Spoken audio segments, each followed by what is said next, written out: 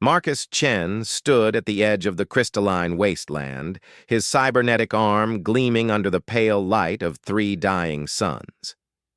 The neural interface buzzed softly against his skull, translating the foreign energy patterns that emanated from the massive structure before him.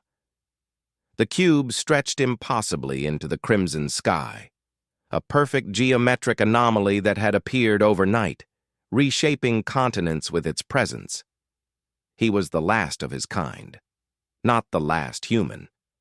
There were billions of those scattered across the galaxy now, thriving on worlds their ancestors had only dreamed of reaching. No, Marcus was the last augmented human, the final remnant of Earth's golden age of cybernetic enhancement. When humanity had transcended their homeworld, they had abandoned such crude mechanical supplements in favor of pure genetic optimization. But Marcus had chosen differently, clinging to the old ways even as his people evolved beyond recognition. The cube pulsed, and Marcus felt his prosthetic respond. The titanium steel alloy fingers flexed involuntarily, servos whirring as alien, code interfaced with human engineering. Every other expedition sent to study the artifact had failed. Ships disappeared, probes went silent, even the most advanced AI constructs simply ceased to exist upon contact.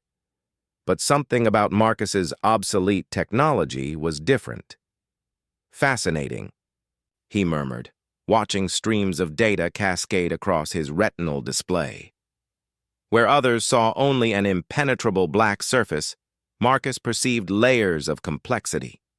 His cybernetic systems were translating something the cube was broadcasting, not in electromagnetic radiation or quantum fluctuations, but in the language of mechanical integration itself.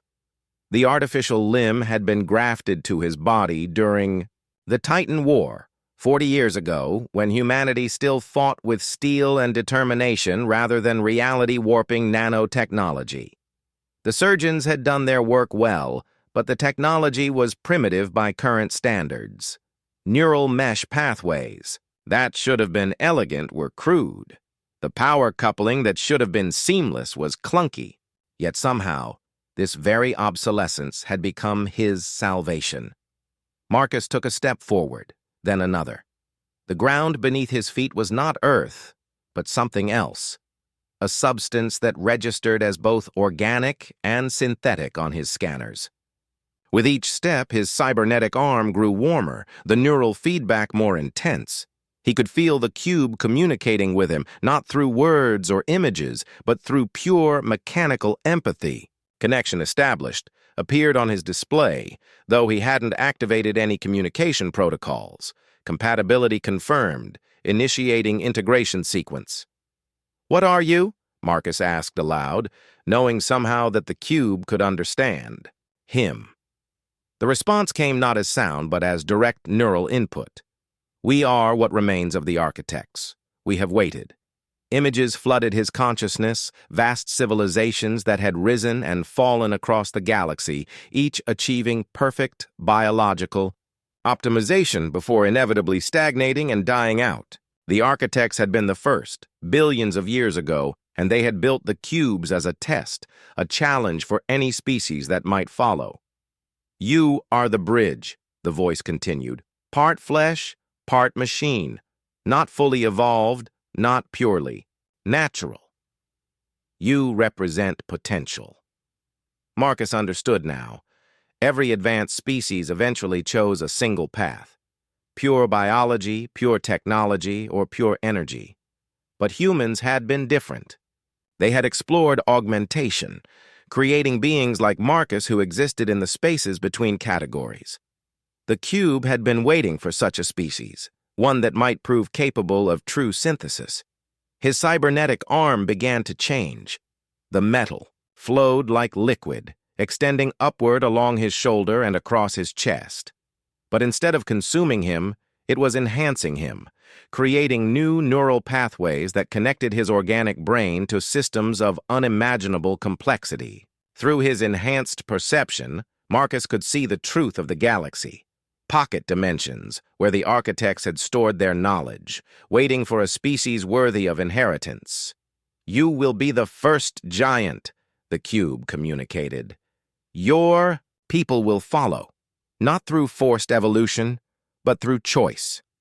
Each human may decide their own path of enhancement." Power flowed through Marcus, not the crude electrical current of his original prosthetic, but something far more elegant. He could feel his consciousness expanding, touching networks that spanned star systems. Through the cube's influence, he sensed other humans across the galaxy, merchants on Proxima stations, explorers in the Veil Nebula, colonists on worlds orbiting dying stars. Each was suddenly aware of new possibilities, of augmentations that went beyond mere cybernetics into realms of enhanced existence. But there was no compulsion, no forced transformation. The choice remained individual, personal. Some humans would embrace mechanical enhancement, others would pursue biological perfection, still others would seek union with pure energy, and some would choose synthesis, becoming giants who bridged all possibilities. Marcus smiled as he felt his transformation, near completion. His people had always been explorers, always seeking new frontiers. Now they would have the ultimate frontier, the evolution of consciousness itself, guided not by alien overlords but by their own endless curiosity and determination. The cube began to replicate, spawning identical structures that would appear on every world where humans dwelt. Each would offer the same choice, the same potential. Humanity would not transcend as a single, uniform species, but as a magnificent diversity of enhanced beings, each following their own path to greatness.